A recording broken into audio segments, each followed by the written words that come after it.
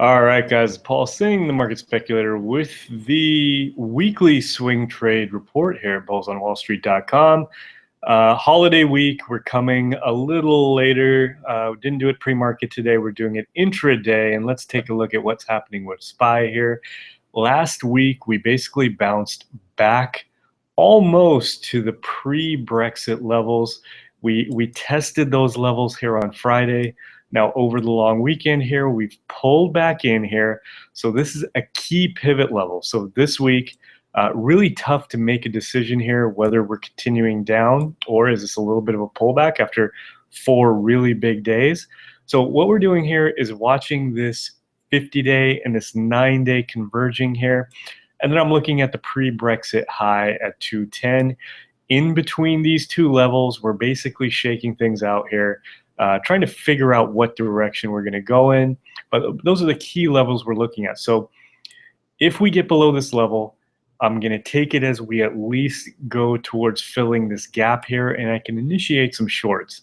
If we break the pre-Brexit high here, we can go towards the long side, and then we have another high here at 212 and an all-time high here right around 214.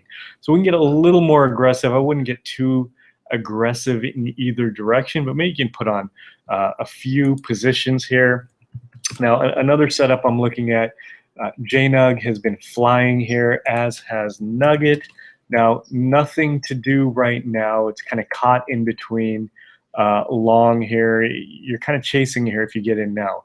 But if this thing continues to ramp, I will look for a reversal signal to potentially short. Other than that, aside from some aggressive swings that are 1 to 2 day holds, not really looking to do too much. So basically, keep an eye on SPY, where it goes, potential Nugget and JNUG shorts here. And then remember, you can always sign up for the trade report. We get the daily reports out, my trade alerts. I actually took 1 trade today, and I'll go ahead and show you guys that. That is FAS.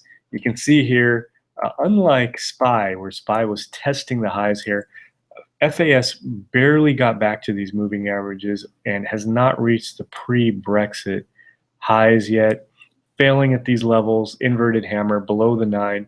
So I took a stab at shorting here, and what I did was, this is the triple leveraged ETF for financials, and I went with the inverse, which is the exact opposite. I'm trading off this pattern right here on FAS, but I'm going long FAZ, which is the inverse ETF.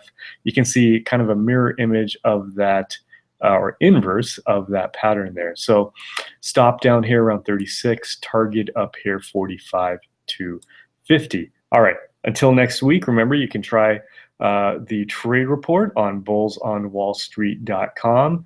That's $99 for a monthly trial. And then if you want to go for the annual, that's $599, half off the $1,200. Till next week, have a great week of trading here.